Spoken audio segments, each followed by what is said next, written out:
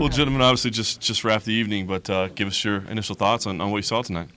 It was a full night. I mean, I love when, we have a great card, and I think the night started off with two really great fights leading into two title fights, and filled up.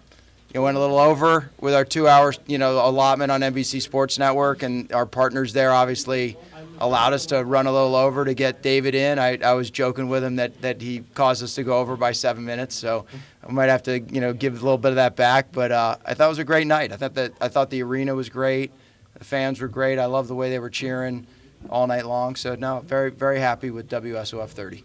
Ray, we just talked to John Fitch. Obviously, a big moment for him to finally win a world title. It's tough to matchmake sometimes right after fights happen, but it's an interesting division because Jake Shields was supposed to be in this fight. Right. You got Husmar Proharis that's out there, not sure what's going on exactly there. What do you see next for John Fitch? Is there a clear-cut move, or is it something that's going to take a while to figure out?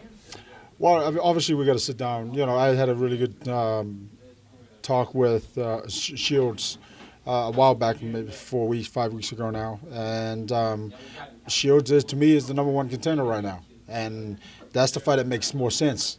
And and it's a fight that's I think it's been brooding to happen for a long time, but it's never happened. So I'm looking forward for it to happen.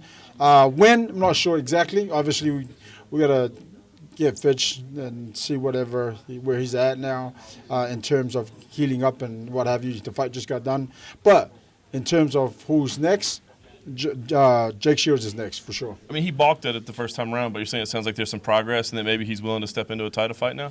Right, yeah, exactly. And again, maybe that's a discussion that he and I are going to have again and see where he's at if he wants that title fight. If not, I got 3 other guys that's already in the mix for 185. So, I'll flip it around. Do you want to see the fight? Of course, that's the fight everybody wants to see. All right, well, exactly. then that's something that Ray and the team are going to work on, and Jake and Ray have been talking, and congratulations to Fitch tonight. He's got our new belt on. I think he looks great with it, and I think that's the fight everyone would like to see. So let's see if Ray and the team could sort it out. Yeah, I agree. And then David Branch, of course, 2 division champions. So the people want to know, where do you see him go next? Is it 185? Is it 205? Do you have a preference that you'd like to see for him? That's a good question. Does he get a 3rd belt? What, go to heavyweight? Or is he going to go to 170? No. Listen, Dave is a guy with so much assets to his game, if you will. And I think right now it's, again, another decision he has to make, whether he's going to defend the 205 title next, because I'd assume that's what's up.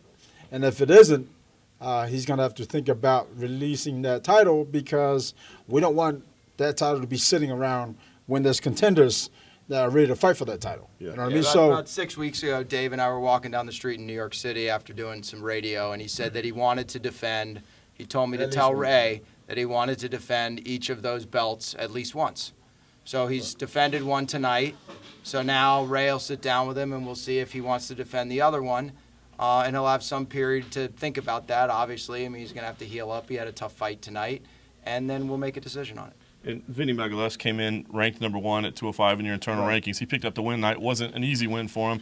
Do you think he is the rightful number 1 contender, or do you think the cracks they showed tonight, maybe somebody else can slip in there?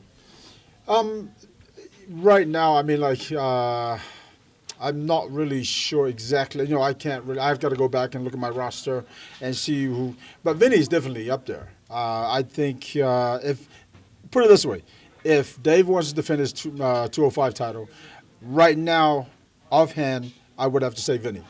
And but again, that could change if Dave decides goes home, rests up, and whatever, and then changes his mind. Then we might have to find somebody else to fight for that title against Vinny or whoever else, right? So it's just a waiting game where Dave wants what Dave wants next is more than anything. Say if David wanted to actually maybe defend the 185 belt again, who is under consideration for a title shot then?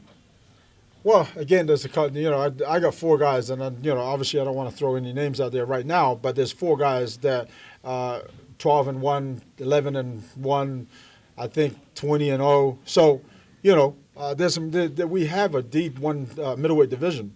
It's just a matter of who, is going to fill that hole. So again, the 185 is not a problem.